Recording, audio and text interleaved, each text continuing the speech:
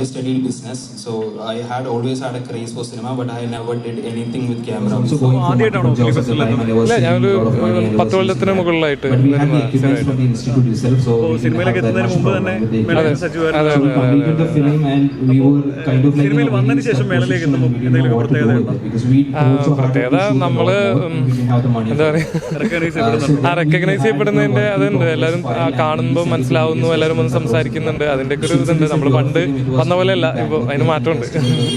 യഥാർത്ഥത്തിൽ സൂപ്പർ ഷെറിനെ പോലെ ഒരു കലിപ്പനല്ല, അല്ല, ഭയങ്കര സാധാരണ ഒരു മനുഷ്യനാണ്. ഈ കലിപ്പനാണെന്നാണോ പലരും ചിന്തിച്ചിട്ടുണ്ടാവുക ഇവിടെ വരുമ്പോൾ? ചിലർക്ക് അങ്ങനെ താടി മുടിയൊക്കെ കാണുമ്പോൾ കുറച്ച് വേറെ ഇതാണെന്ന് തോന്നുന്നുണ്ട്. പരിചയപ്പെടുന്ന ആളുകൾ പ്രധാനമായിട്ട് എന്താ പറയാറുള്ളത്?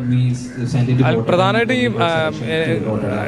കണ്ടത് ഭയങ്കര ഇഷ്ടമായിരുന്നു, അജിത് മേനോൻ ഭയങ്കര ഇഷ്ടമായിരുന്നു എന്നുള്ളത് പറയാറുണ്ട്. പിന്നെ എന്റെ പണ്ട് ചെയ്ത ഷോർട്ട് ഫിലിംസ് ഉണ്ട്, ഡയറക്ട് ചെയ്ത ഷോർട്ട് ഫിലിംസ്, അത് കണ്ടിട്ടുള്ള ആൾക്കാരൊക്കെ ഇവിടെ വരുമ്പോഴാണ് കാണുന്നത്.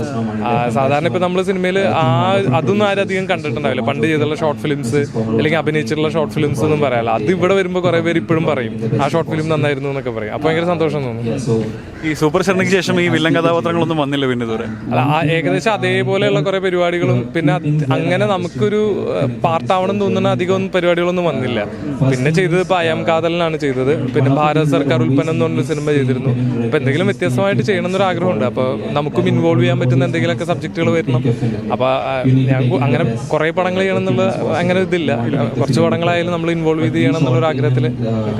മേളയിൽ ഏതൊക്കെ സിനിമകളാണ് ഇതുവരെ കണ്ടത്? ഏതാണ് ഇഷ്ടപ്പെട്ടത്? ഞാനിപ്പോ കണ്ടതില് കുറച്ച് സിനിമകളെ കണ്ടുള്ളൂ. എനിക്ക് വിക്ടോറിയ എന്ന് പറയുന്ന സിനിമ ഇഷ്ടപ്പെട്ടിരുന്നു, മലയാള സിനിമയാണ്. പിന്നെ പെഡ്രോ അൽമദോറിന്റെ റൂം നെക്സ്റ്റ് ഡോർ കണ്ടിരുന്നു, അതും ഇഷ്ടപ്പെട്ടിരുന്നു ആ സിനിമ. പിന്നെ റാം റെഡ്ഡിയുടെ ദ ഫേബിൾ എന്ന് പറഞ്ഞൊരു പടം കണ്ടിരുന്നു, അതും ഇൻട്രസ്റ്റിംഗ് ആയിരുന്ന ഒരു ഫിലിമായിരുന്നു.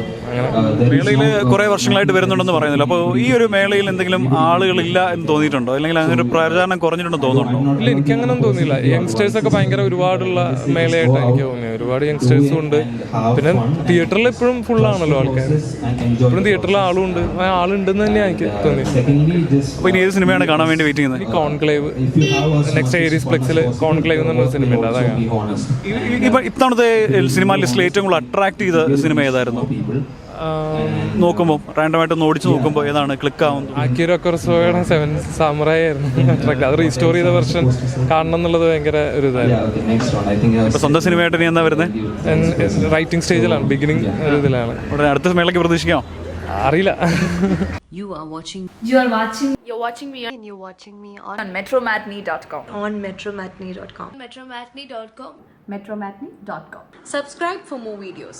Subscribe for more videos. Subscribe here for more videos. Subscribe now. Thank you.